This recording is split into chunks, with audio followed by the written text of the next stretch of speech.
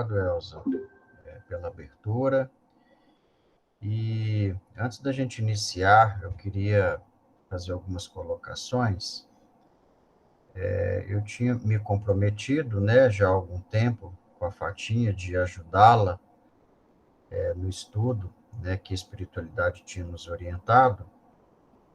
E aí depois acabou que, até para eu descansar um pouco, que eu tinha vindo de um curso de obsessão e desobsessão muito extenso, foi muito desgastante para mim, ela assumiu essa parte e não minto, assumiu com uma maestria que me surpreendeu, sabe? Ela foi muito profunda, tanto que essa aula de hoje, vocês vão perceber que é uma aula, quase que uma revisão muito sutil, muito suave de tudo que a Fatinha disse. Por quê? Porque quando ela me disse que estava encerrando e era para eu assumir, para ela descansar um pouco também, merecidamente, eu falei, ó, Fatinha, eu tenho um material que eu venho acumulando aí, embora não minto, ele deu uma paralisada nos últimos meses, por causa da minha pós-graduação em Belo Horizonte, que está me consumindo muito. Mas eu tenho um material guardado, e aí eu me propus a apresentar para vocês. Essa aula de hoje foi uma aula que eu dei a convite da Faculdade Pitágoras em 2020. Eles me convidaram para falar sobre medicina e espiritualidade, para a turma, se eu não me engano, do segundo ou terceiro ano. E aí eu tive que tomar o cuidado de fazer uma abordagem no intuito de sensibilizá-los, né? Casando um pouco com a ciência e lembrando que lá na turma, como é o pessoal muito jovem, tem gente de diversas religiões, né?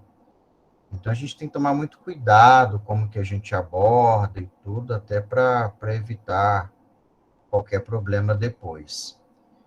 Então, hoje é uma aula que, na época, durou em torno de 1h30, 2, então eu vou falar hoje só um pedaço da aula, tá? Na semana que vem, a gente finaliza ela. Vocês vão perceber que muito do que eu falar aqui, a Fatinha falou com profundidade, tá? Mas é porque eu tive que tomar esses cuidados para ministrar lá para os alunos, mas para vocês vai ser bom, porque acaba que é uma revisão, né? E a gente que está na área de ensino, a gente percebe que o aprendizado ele vem com repetição, né? Então, eu acho que vai ser uma forma de eu passar o material e a aula não ficar cansativa para vocês. Então, deixa eu entrar na aula aqui. Eu lembro que meu computador não apresenta em tela cheia, tá, gente? Então, vai nesse formato mesmo. Vocês estão me escutando bem, não estão? Tranquilo. Então, joia. Então, vamos começar aqui. Bem, tudo que eu falar aqui já foi abordado, tá? Mas vamos lá. O motivo dos adoecimentos, eles têm chamado muito a atenção nos tempos atuais, né? Por quê? Porque a medicina mecanicista, que é a medicina newtoniana, né, que é essa medicina nossa ocidental, ela está chegando num ponto que ela está vendo que só a parte material não explica muita coisa. Tanto que o conceito de saúde ele vem se ampliando e não mais está se restringindo às células ou aos órgãos. Ele está abrangendo também as questões emocionais e de relacionamentos. Tanto que aqui eu coloquei um exemplo muito claro, né, do cotidiano que a gente que trabalha na área da saúde, que é porque que muitas vezes uma mulher, né, portadora de uma artrite reumatoide, ela apresenta doença estável quando a vida está tranquila e há uma piora quando, por exemplo, tem conflitos com seu filho, né? Então a gente vai percebendo que essa temática de medicina e espiritualidade é um assunto, assim, inesgotável e multifatorial, tá? Tanto que eu lembro que quando eu me interessei sobre isso há alguns anos, eu ficava querendo que um único fator explicasse a mesma doença em todo mundo. E não é bem assim, tá? Isso eu aprendi muito dentro da homeopatia. Então, às vezes a gente pega 2 pacientes com a mesma doença orgânica. O que causou aquela mesma doença orgânica em cada um dos pacientes, a causa emocional é diferente. Então, a gente vai perceber que na aula de hoje, de semana que vem, a gente vai estar passeando nessa sopinha aqui de letras, ó, de palavras, né? Espírito, energia, pensamentos, emoções, palavras, né? As nossas ações também, por que não?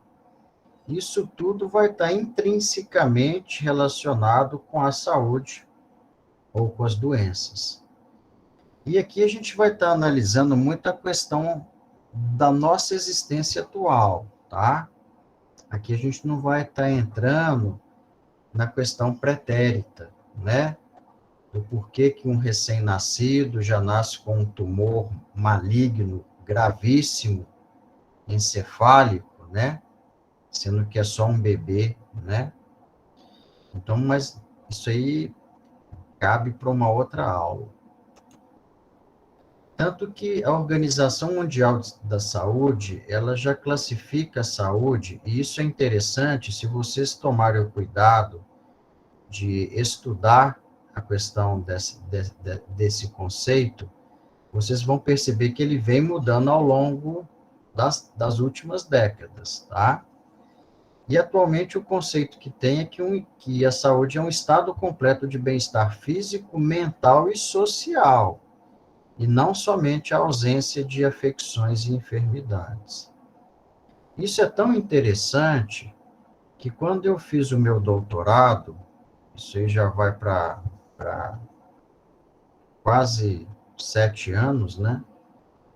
Eu concluí em 2015, eu fiz toda a coleta de dados na cidade de Ibiaí. E eu fiz um estudo com idosos. E eu tinha que preencher um questionário antes de coletar qualquer exame de sangue ou qualquer medida antropométrica dos pacientes. E eu tinha que fazer algumas perguntas aos pacientes. E tinha uma pergunta que me chamava muita atenção. Era se eles se consideravam pessoas saudáveis. E me chamou a atenção que a grande maioria disse que sim. Aí, quando eu perguntava o porquê, que aí que foi o meu choque, eles respondiam que eles se sentiam saudáveis porque eles tomavam medicamentos. Então, eles, na cultura deles, eles associam saúde ao fato de tomar remédio. Olha que interessante. Então, a saúde, ela configura-se hoje como um estado de harmonia entre a mente e o corpo. Um estado esse, obviamente, né, que vai pressupor um equilíbrio das funções cerebrais e dos nossos diversos órgãos, sem mencionar os aspectos emocionais. Então, a gente tem que lembrar sempre que nós somos seres espirituais, que nós somos criaturas divinas e que nós somos destinados à felicidade. A gente tem que começar a compreender isso. Então, a gente não é destinado ao sofrimento, destinado às doenças. Então, isso é muito importante a gente compreender isso e compreender que, sendo espíritos, nós somos eternos, é porque isso vai começar a despertar a nossa consciência em todos os sentidos, né? E se aqui hoje estamos nesse estágio evolutivo, né, dessa nossa existência terrena, é com o propósito de aprendizado somente. Nós temos que lembrar que o planeta Terra é um planeta escola. Então, todos nós, sem exceção, nós estamos aqui para aprender. E se estamos aqui para aprender, é para a nossa evolução espiritual. Então, todas as dores e todos os sofrimentos que muitas vezes as doenças nos ocasionam, é para esse despertar espiritual. Então, o acaso não existe, nem para isso, tá? Por isso que quando a gente está doente, a gente tem que ficar de repouso, de convalescença. Por quê? Até para você refletir, né? Por que que eu adoeci? Quais são os verdadeiros valores da vida, né? Por que que eu existo? De onde vim, onde estou e para onde vou? E por isso que a gente consegue perceber em muitos pacientes que já tiveram doenças graves e que puderam, né, continuar a trajetória aqui terrestre depois, a gente percebe que eles mudam a forma como eles veem a vida, né? Eles deixam de preocupar menos, eles deixam de discutir menos, eles conseguem ver a vida de uma outra forma. Os pacientes também que passam pela EQM, né, que é a experiência quase morte, hoje no YouTube tem vários relatos que eu recomendo que vocês assistam, que mostra como que eles mudaram a forma de encarar a sua existência. Aqui vale a pena chamar a atenção do Samuel Hahnemann, né, que é considerado um médico alemão, né, era judeu, inteligentíssimo para a época. Muitos dizem que é a reencarnação de Paracelso, que foi um grande médico e alquimista do passado, e que é considerado o fundador da homeopatia, né? E ele fazia uma abordagem das doenças a tal ponto, naquela época, né? Olha só, ele faleceu em 1843, né? Que ele é considerado por muitos o pai da medicina espiritual. E a gente vê o grau de evolução desse espírito, que mesmo ele não sendo espírita, tá? Ele participou com citações do Evangelho segundo o Espiritismo. Tamanha é a envergadura moral e intelectual desse espírito. E aqui são algumas frases, algumas citações de Hahnemann dentro da homeopatia, tá? Aqui não são citações do Evangelho segundo o Espiritismo, não. São citações dentro do Organon, que é considerada a Bíblia da homeopatia, tá? Então, ele diz que a doença é algo invisível. Olha só o que ele já dizia na época. É um distúrbio da força vital, que também é invisível. Toda a globalidade psicossomática, olha só, ele já abordava isso, que é um tema que a medicina ocidental veio usar muito depois.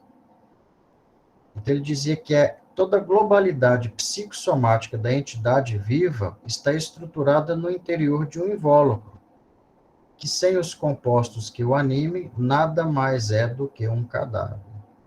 Então, ele já relacionava a questão da vitalidade para a animação do corpo material que a gente habita. Aqui é uma outra citação dele muito bacana, em que ele fala que as doenças do homem físico são as do homem psíquico. Quanto mais forem as queixas físicas, mais doente estará o indivíduo. Se predominarem as queixas psíquicas, a terapêutica homeopática será extraordinariamente eficaz, impedindo que o paciente seja acometido posteriormente de padecimentos orgânicos. Então, aqui ele já relacionava a questão mente-corpo, né? Que é onde a terapêutica homeopática ajuda muito, né? Então, quando o paciente ele chega com uma sintomatologia, principalmente que a gente chama de psíquica, a gente consegue equilibrá-lo a tempo daquele distúrbio psíquico não começar a gerar distúrbio orgânico. Um outro fator que a gente também tem que lembrar é a questão da energia, né? E aqui não vou entrar no mérito da teoria da relatividade de Einstein, mas é só para chamar a atenção que nessa fórmula matemática ou física que ele desenvolveu, nós percebemos que matéria e energia são intrínsecos. Então, na realidade, gente, tudo é energia, tá? Tudo é energia. Isso não é filosofia, é física, tá? Então, nós estamos banhados, igual os peixes estão no mar por água, nós estamos banhados por energia diuturnamente. E aí a frequência que a gente vai sintonizar vai depender de cada um de nós, tá? Como a gente vai perceber mais lá na frente. Vale a pena destacar também um físico e químico dinamarquês, que foi o Hans Christian Ørsted, que ele percebeu que nessa combinação de matéria com energia, havia produção de fenômenos elétricos e magnéticos, que geravam e geram, né, um campo eletromagnético. E hoje já se sabe, né, da existência de campos eletromagnéticos em todos os sistemas, né? Isso é universal, tá? Isso não é uma coisa exclusiva do planeta Terra, não. Isso é universal. E a física quântica já vem demonstrando também que todo pensamento, ele é energia. E todo pensamento, ele cria um campo vibracional que nós chamamos de campo mental, tá? Tanto que se vocês pegarem algumas, ou observarem, acho que é a melhor forma de dizer, alguns quadros pintados, né, por pintores clássicos do passado, vocês vão perceber uma aura em cima da cabeça de vários santos, né? Aquilo ali é uma representação desse campo vibracional mental, só que num nível sutil e bem elevado, né?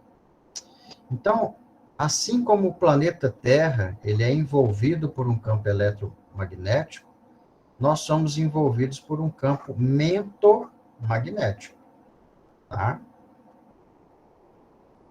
Dizem, né, alguns médiums, e esse material está muito vasto hoje no YouTube, que nós estamos sendo bombardeados por frequências altamente elevadas de energia, que está alterando esse campo eletromagnético do nosso planeta, tá?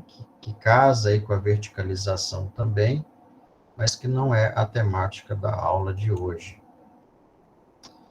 Então, a gente, trazendo aqui para a nossa realidade, a gente começa a concluir que todas as nossas células, tecidos e órgãos do nosso corpo, eles estão banhados por energia, seja absorvendo ou liberando, tá?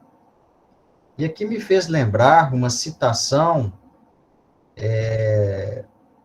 do espírito do Frederick von Stein, quando foi perguntado a ele como que ele diferenciava uma célula normal de uma célula cancerígena no tratamento espiritual. Ele dizia que a vibração da célula era diferente. E era assim que ele percebia uma célula benigna de uma célula maligna. E aqui, só para chamar a atenção, né, que os arrepios que nós temos ocasionalmente, eles são nada mais do que essas energias eletromagnéticas que estão transitando em nosso corpo. Então, na realidade, nós somos seres bioenergéticos. E aí, nós temos que lembrar dos chakras, que são centros de força, né, centros de energia, que são invisíveis aos nossos olhos, porém que muitos médiuns conseguem perceber. E eles têm a função de regular, seja absorvendo ou liberando, todas as energias que vão circular em nosso corpo e que vão nos dar a vitalidade, a energia vital que nos sustenta. E a ciência vem documentando, né, já essa energia e essas ondas que vão gerando, né, que são geradas, perdão, pelos nossos pensamentos, emoções e palavras, né? Tanto que já tem livros, né, publicados mostrando esses campos energéticos, né, com suas respectivas colorações. Vale a pena também destacar a questão da telepatia, né, que é estudada desde o século XIX, hein? Então não é uma coisa recente, não.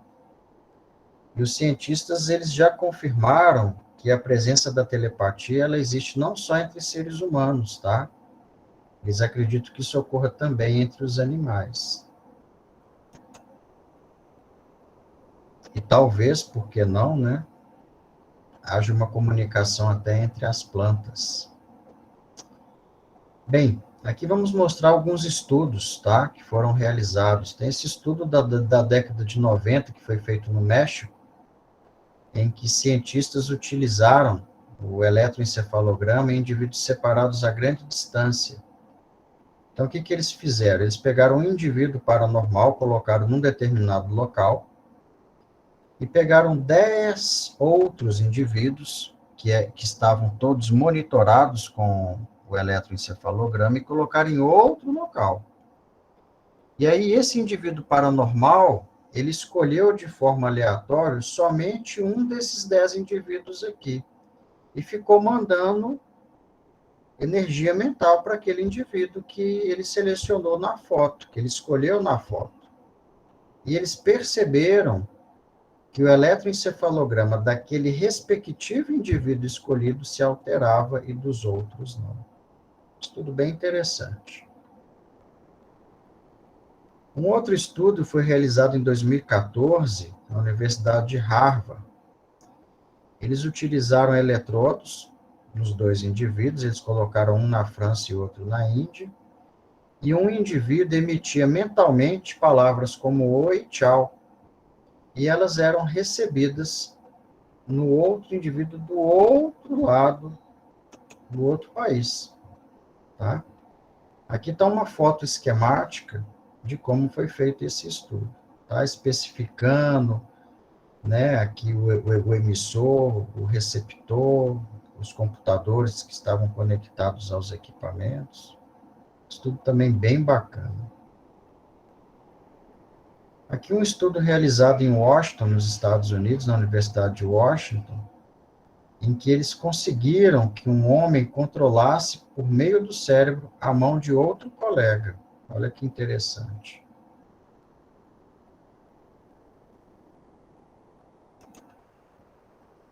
Aqui um estudo mostrando a questão, gente, da importância da oração, tá?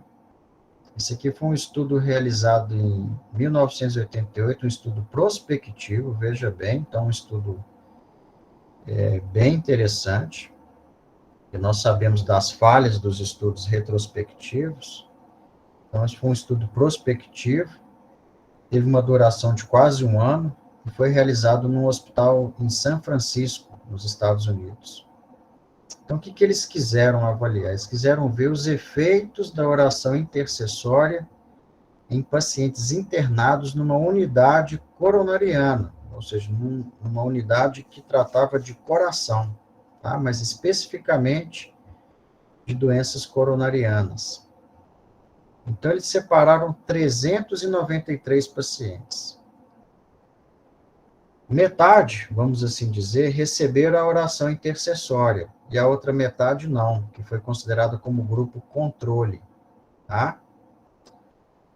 O que foi essa oração intercessória? Eles pegaram católicos e protestantes que tinham o hábito de realizar orações em igrejas próximas da região do hospital. Então, essas orações não eram realizadas nem na capela do hospital e nem lá no ambulatório onde os pacientes estavam internados, tá? Lá no CTI, UTI, seja como for. Elas eram realizadas em igrejas fora do hospital. E o que eles notaram ao longo desses 10 meses? Que os pacientes que não recebiam a oração, eles necessitaram de muito mais medicamentos e de muito mais assistência ventilatória durante o tratamento deles, em comparação com os pacientes que recebiam oração intercessória. Então, aqui a gente vê a importância da prece para as pessoas que estão necessitadas, seja no que nível for. Aqui é um outro estudo muito interessante, um estudo ainda mais valorizado, que é um estudo duplo cego e randomizado, que foi realizado também na Califórnia, com pacientes portadores de AIDS, hein? Uma doença grave, né? E o mais interessante nesse estudo, os pacientes e os grupos de oração nunca se encontraram, tá? Então nem sabiam, né? Quer dizer, os pacientes nem sabiam quem estava orando por eles. O grupo de oração, sim, por quê? Porque foi selecionado um grupo de pacientes aidéticos que eles iriam fazer a prece, mas eles nunca se encontraram, tá? Esse estudo teve um acompanhamento de 6 meses. E qual foi as conclusões que eles observaram? Que não houve diferença significativa na contagem das células CD4. Entretanto, os pacientes que receberam a oração intercessória, eles tiveram menos doenças associadas à AIDS, eles apresentaram uma menor gravidade da doença, eles necessitaram de muito menos consultas médicas e, obviamente, muito menos hospitalizações durante esse período. Sem falar que o humor desses pacientes era muito melhor do que ao grupo dos aidéticos que não recebeu a oração intercessória.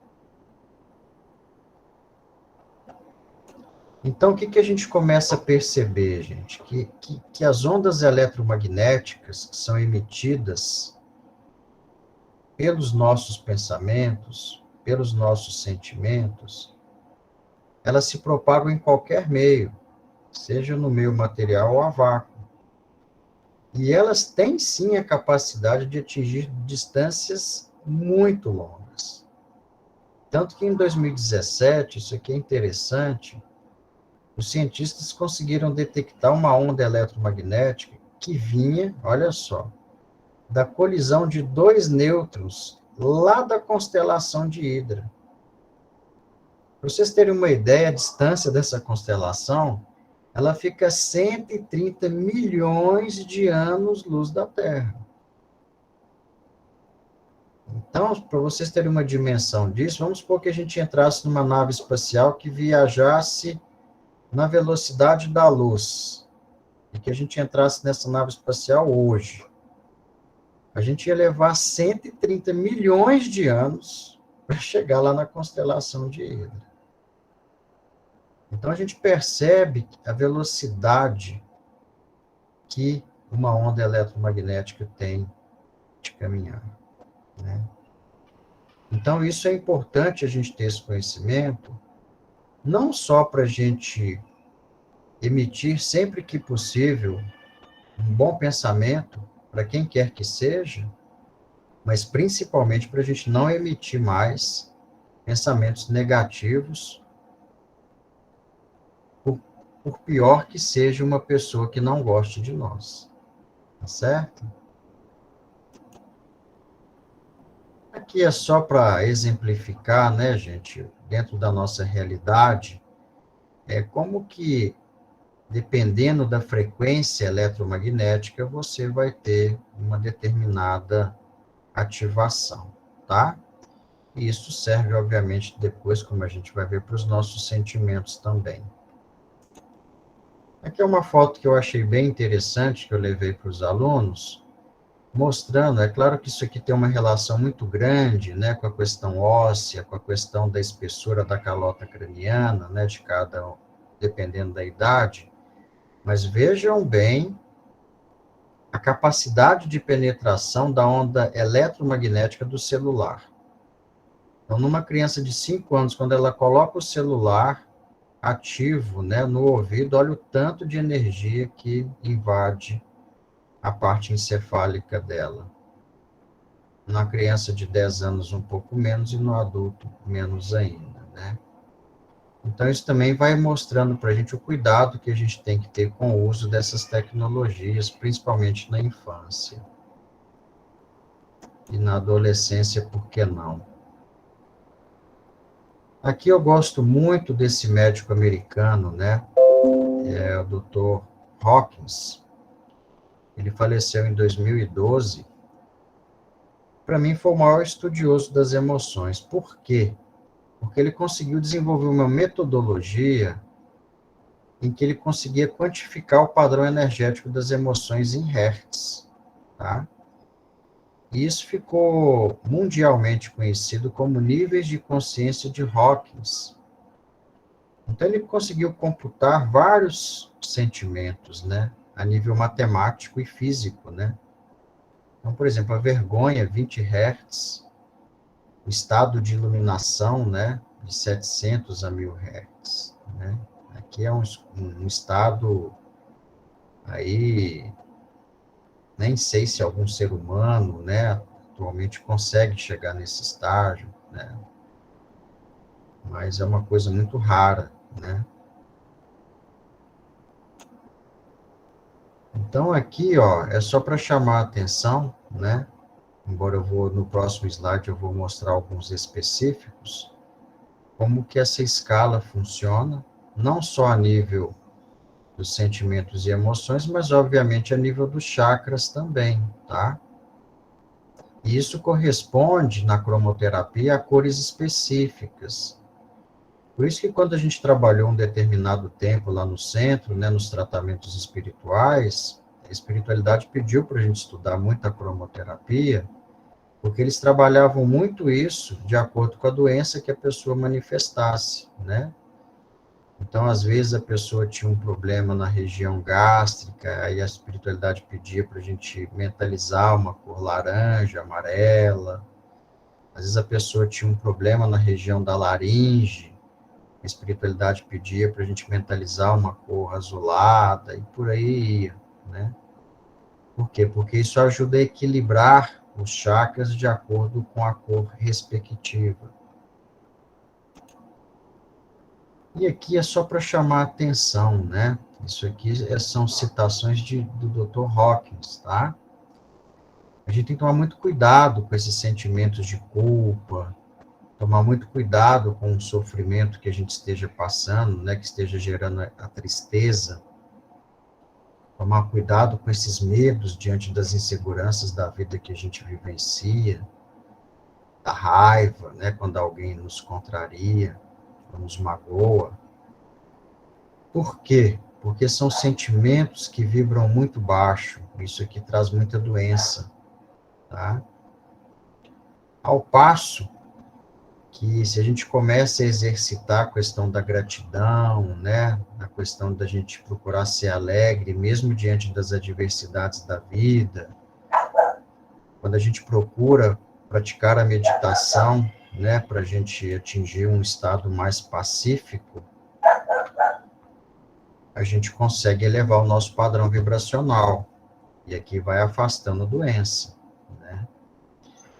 E aqui são citações dele também, não quer dizer que isso esteja representando esse momento da humanidade, mas ele fala que o estado da gratidão, somente uma a cada 250 pessoas exercita esse sentimento. O sentimento da paz, olha só, 1 em 10 milhões vive em plena paz, né? Isso aqui é para a gente pensar, né?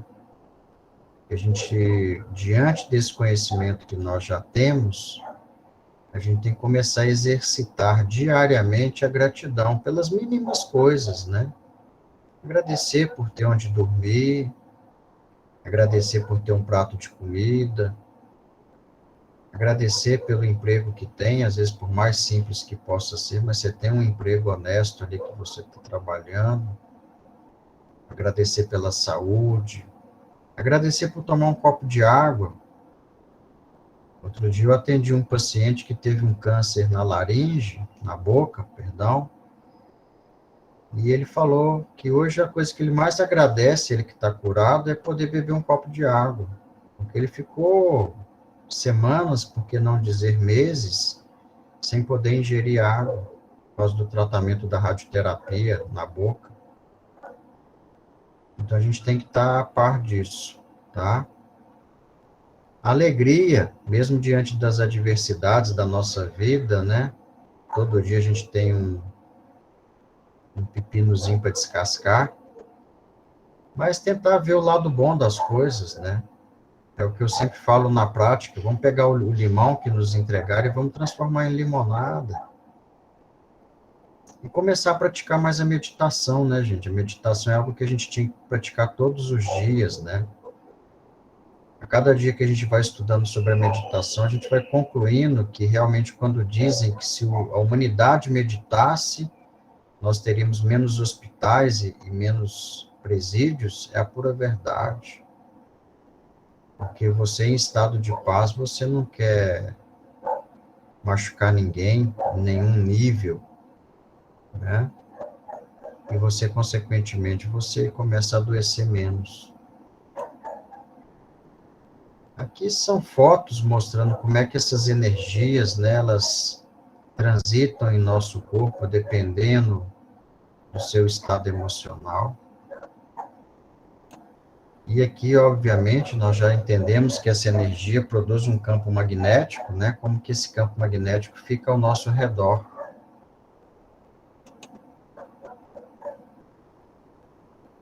Então, quando a gente critica, julga o outro, fica reclamando o tempo todo, condenando, cheio de medo, cheio de preocupação que ainda nem aconteceu, ou fica mentindo, né, enganando as pessoas, ou humilhando, seu campo eletromagnético fica todo distorcido assim. Isso aqui é um prato cheio para as doenças. Então a gente começa a perceber que nós, na realidade, que provocamos as doenças em nós, mais ninguém. Por mais que a pessoa fale, ah, mas ele me agrediu. Tudo bem, ué, ele te agrediu. Mas se você encarar isso sob um outro prisma, sua energia não vai ficar perturbada. Né? Então a gente tem que começar a trabalhar as nossas emoções. Por isso que a irmã Sidufo, a gente já falou isso diversas vezes no centro, né? Mas a gente tem que estar lembrando, ela sempre fala que o principal objetivo da nossa encarnação é a nossa reeducação emocional. Então, a gente não está aqui para outra coisa, a gente está aqui para reeducar as nossas emoções diante das situações que a gente vivencia na família, no trabalho, onde quer que seja, né? Então, se a gente hoje quiser aproveitar a nossa encarnação, a gente tem que usar todas as tribulações que a gente passa para tirar algo de bom daquilo. E não para ficar reclamando, julgando, condenando, tendo raiva, mágoa, melindre. Lembrando que espírito é muito melindroso, né? É uma das especialidades dos espíritos. Ser melindroso. Não deveria, mas é uma grande verdade. Tem que trabalhar isso. Ao passo que, se a gente trabalha a humildade, começa a caminhar sem ficar criticando os outros, sem julgamento, sem reclamação, perdoando, né, gente? Chico Xavier já falava, o perdão é o melhor remédio imunológico, joga a sua imunidade lá para cima. Gratidão, né, pelas coisas, seu campo eletromagnético ele se harmoniza, se equilibra, né? E aí você vai afastando as doenças. Aqui é interessante, isso aqui, esse slide, se eu não me engano, é de um estudo realizado por um neurocientista português, que é o Antônio Damasio, que para mim hoje é um dos maiores estudiosos científicos, né, nessa área das emoções a nível cerebral, né. Então ele mostra como que as emoções influenciam diversas áreas do cérebro, cada uma é ativada, né. Aqui está uma foto dele, mostrando como que a tristeza, a felicidade, o medo, a raiva, ó, olha, observem como que áreas distintas são ativadas, né? Por isso que tem um livro muito interessante, que eu gosto bastante, chamado Cérebro de Buda, em que indiretamente ele aborda isso, né? Que quando a gente tiver um sentimento de tristeza, a gente tem que abortar esse sentimento e pensar em felicidade, lembrando de alguma outra coisa. Por quê? Para você ativar áreas adequadas do seu cérebro, porque isso nós vamos ver lá na frente, isso vai gerar a liberação de determinados hormônios e que vão afetar determinados órgãos. Então você tem que escolher que tipo de hormônio você quer estar liberando no seu corpo, né? E por isso, entrando aqui na medicina, um dos tratamentos para os viciados em drogas é o estímulo da prática esportiva. Por quê? Porque ela ajuda a liberar a endorfina, que é o mesmo hormônio que às vezes é liberado no consumo das drogas. Só que aí você substitui a forma de liberar a endorfina. E aí você vai eliminando o vício químico por um vício mais saudável. Esse estudo aqui é um estudo super consagrado, né, que não vou ficar entrando muito no mérito, mas ele mostrando a importância das palavras, né, na água, né, do Masaru Emoto. Então aqui mostra como é que fica a molécula de água, né, com palavras negativas, positivas, ao som de uma oração, né, ao som da voz do Hitler, né. Então a gente tem que tomar cuidado com o que a gente fala.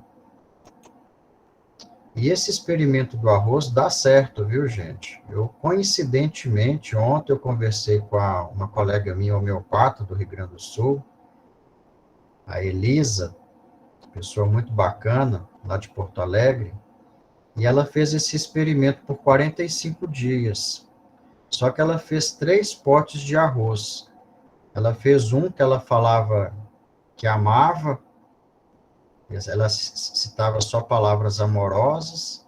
Ela fez um do meio, que ela não falava nada, que ela considerou neutro, e ela fez um terceiro, onde ela só lançava palavras de ódio, palavras negativas. E ela me mandou a foto.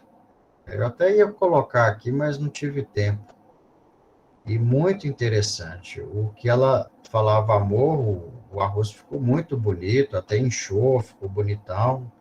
O do meio, que ela não falou nada, ele ficou do mesmo jeito. E o outro ficou realmente, ele ficou tipo atrofiado. Não chegou a ficar com essa coloração demasiadamente escura, mas ele ficou bem, bem feinho, entendeu?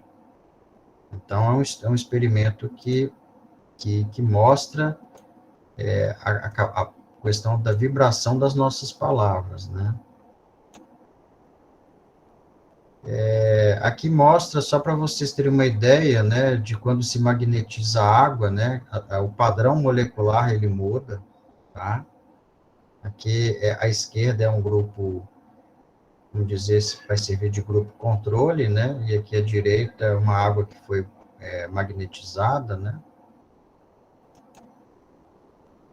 Aqui é um estudo muito interessante, esse estudo foi realizado no Paraná, se eu não me engano, pela Universidade do Paraná Federal. Vou só falar o resumo da ópera desse estudo, né? Eles foram, acho que, em 5 centros espíritas, e eles levaram pacientes doentes, cada um com uma doença específica, e eles mediram o pH da água e outras características da água antes e depois do passe para cada doente. E eles perceberam que o pH da água se alterou depois do passe, né? Ele ficou mais alcalino. Só que se não bastasse isso, cada água teve uma alteração específica, como se fosse um remédio específico para cada doença que aquele paciente apresentasse. Estudo muito bacana esse, por isso que eu coloquei. Lembro também, Ô, Breno, opa, quem é só o espírito? Ah, aproveitando a deixa aí, é por isso que quando estamos numa câmara de passe e que a água é colocada na bandeja, a gente nunca deve pegar o copo e dar para a pessoa que recebeu o passe. O que é interessante é a pessoa, ela ir só ir lá e pegar o copo, porque esse trabalho, ele é feito dessa forma.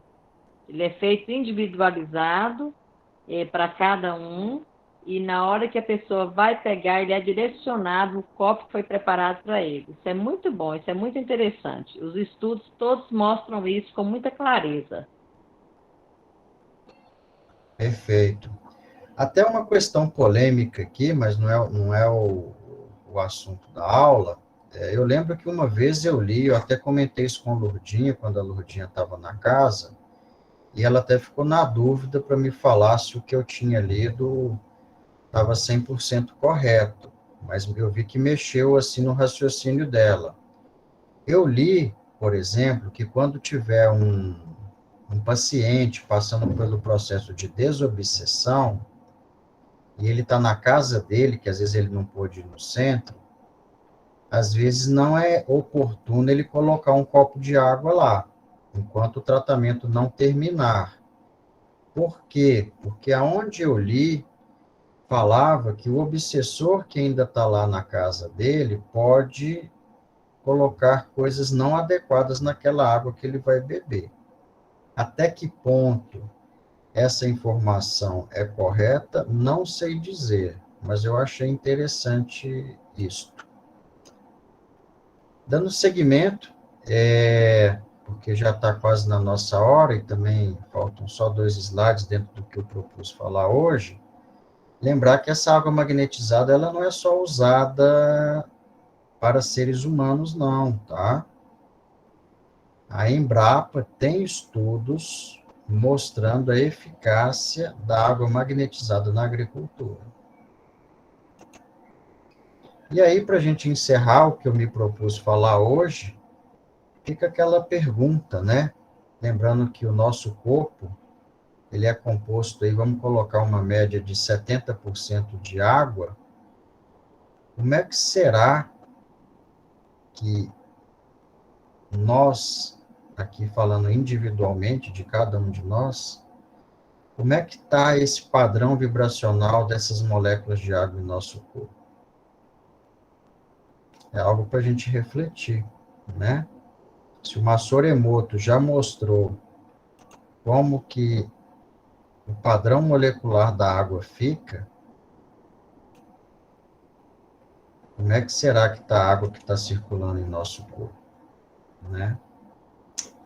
Então, eu finalizo o estudo de hoje deixando essa pergunta para cada um de vocês aí refletir.